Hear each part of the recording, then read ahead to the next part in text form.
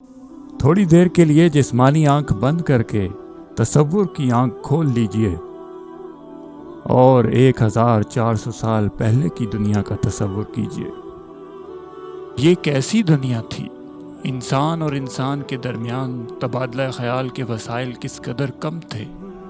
कौमों और मुल्कों के दरमियान ताल्लुक़ के ज़राए कितने महदूद थे। इंसान की मालूमात किस कदर कम थी। इसके ख्यालात किस कदर तंग थे। इस पर वहम और तवाहिश का किस कदर गलबा था।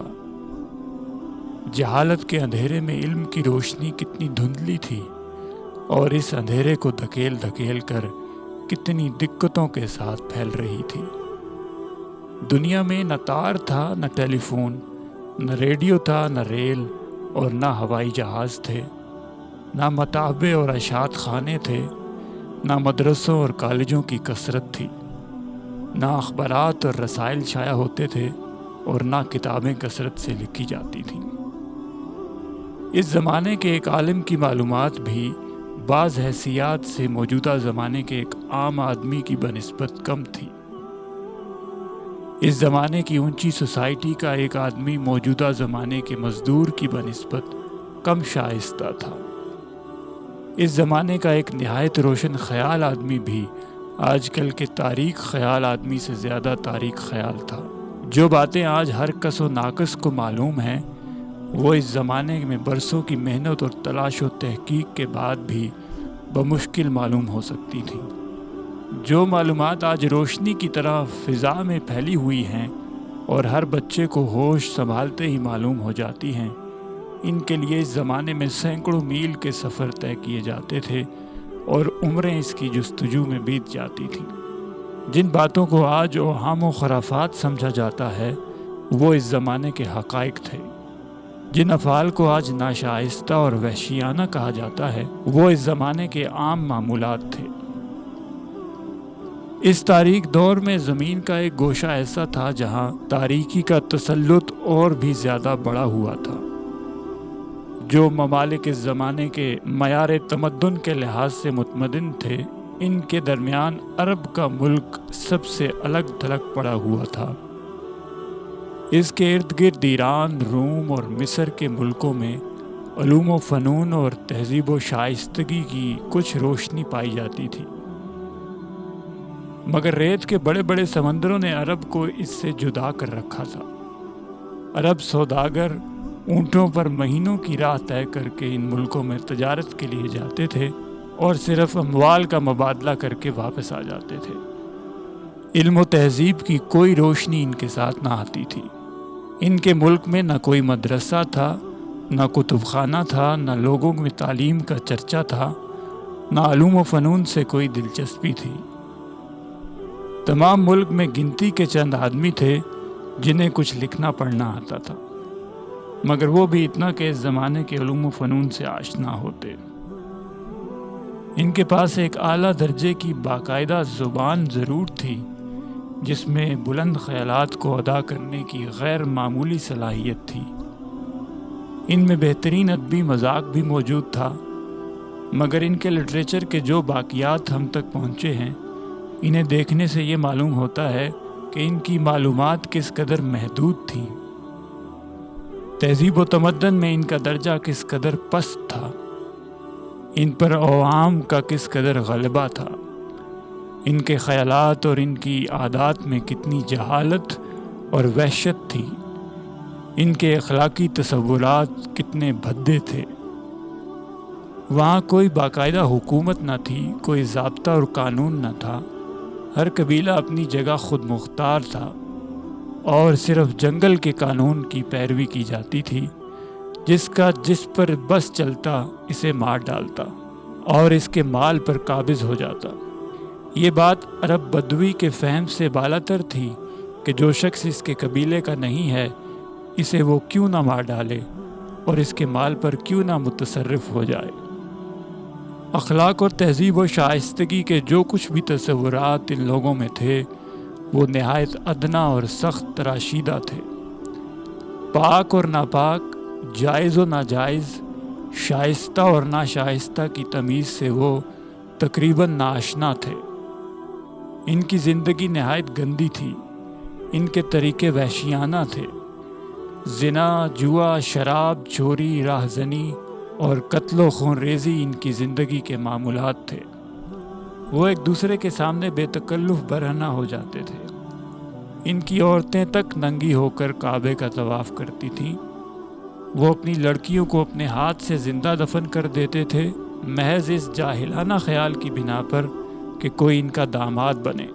وہ اپنے باپوں کے مرنے کے بعد اپنی سوتیلی ماؤں سے نکاح کر لیتے تھے۔ انہیں کھانے اور لباس اور طہارت کے معمولی آداب تک معلوم نہ تھے۔ مذہب کے باب میں وہ ان تمام جہالتوں اور ضلالتوں کے حصہ دار تھے جن میں اس زمانے کی دنیا مبتلا تھی۔ بت پرستی، ارواح پرستی، کواکب پرستی، غرض ایک خدا کی پرستش کے سوا اس وقت دنیا میں جتنی پرستشیں کی جاتی تھیں وہ سب ان میں رائج تھیں۔ انبیاء قدیم اور ان کی تعلیمات کے متعلق کوئی صحیح علم ان کے پاس نہ تھا۔ وہ اتنا ضرور جانتے تھے کہ ابراہیم اور اسماعیل ان کے باپ ہیں، مگر یہ نہ جانتے تھے کہ ان دو باپ بیٹوں کا دین کیا تھا اور وہ کس کی عبادت کیا کرتے تھے۔ عاد و ثمود کے قصے بھی ان میں مشہور تھے، مگر ان کی جو روایتیں عرب کے مورخین نے نقل کی ہیں انہیں پڑھ لیجئے، کہیں آپ کو صالح اور ہود کی تعلیمات کا نشان نہ ملے گا۔ انہیں یہودیوں اور عیسائیوں کے واسطے سے انبیاء بنی اسرائیل کی کہانیاں بھی پہنچی تھیں، مگر وہ جیسی کچھ تھیں ان کا اندازہ کرنے کے لیے صرف ایک نظر ان اسرائیلی روایات پر ڈال لینا کافی ہے جو مفسرین اسلام نے نقل کی ہیں۔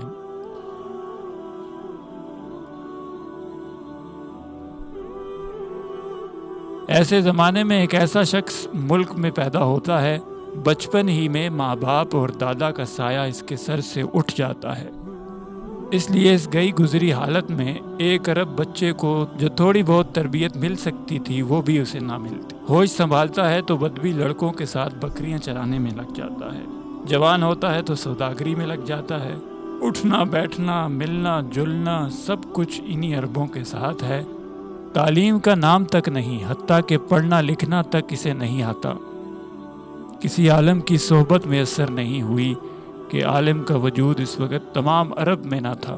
کچھ مواقع پر اسے عرب سے باہر جانے کا اتفاق ضرور ہوا، مگر یہ سفر شام کے علاقے تک محدود تھا، اور ویسے ہی تجارتی سفر تھا جیسے اس زمانے میں عرب کے تجارتی قافلے کیا کرتے تھے۔ بالفرض اگر کسی درجے میں اس نے باہر کے لوگوں سے علمی استفادہ کیا بھی ہو تو جو معلومات اس وقت دنیا میں کسی کو حاصل ہی نہ تھیں، مذہب، اخلاق، تہذیب و تمدن کے جو تصورات اور اصول اس وقت دنیا میں کہیں موجود ہی نہ تھے، انسانی سیرت کے جو نمونے اس وقت کہیں پائے ہی نہیں جاتے تھے، ان کے اصول کا کوئی ذریعہ ہو ہی نہیں سکتا تھا۔ صرف عرب ہی کا نہیں، تمام دنیا کا ماحول پیش نظر رکھیے اور دیکھیے، یہ شخص جن لوگوں میں پیدا ہوا، جن میں بچپن گزارا، جن کے ساتھ پل کر جوان ہوا، جس سے اس کا میل جول رہا، جن سے اس کے معاملات رہے، ابتدا ہی سے عادات میں، اخلاق میں اور ان سب سے مختلف نظر آتا ہے۔ وہ کبھی جھوٹ نہیں بولتا، اس کی صداقت پر اس کی ساری قوم گواہی دیتی ہے۔ اس کے بدترین دشمن نے بھی کبھی اس پر الزام نہیں لگایا کہ اس نے فلاں موقع پر جھوٹ بولا۔ وہ کسی سے بد کلامی نہیں کرتا، اس کی زندگی بالکل پاک صاف ہے۔ وہ لوگوں سے ہر قسم کے معاملات کرتا ہے، مگر کبھی کسی سے تلخ کلامی اور تو میں بات نہیں کرتا۔ اس کی زبان میں سختی کی بجائے شیرینی ہے، اور وہ بھی ایسی کہ جو اس سے ملتا ہے گرویدہ ہو جاتا ہے۔ نکل کر ہراس سے سوئے قوم آیا، ایک نسخہ کیمیا بھی ساتھ لایا۔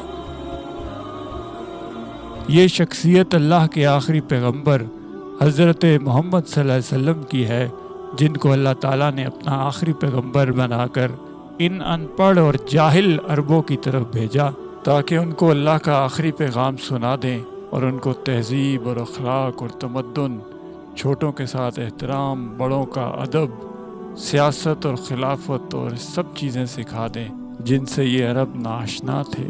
اور آپ صلی اللہ علیہ وسلم نے بڑی ذمہ داری کے ساتھ اللہ تعالیٰ کا یہ فریضہ جو سونپا ہوا تھا انجام دیا، اینڈ ریسٹ از ہسٹری۔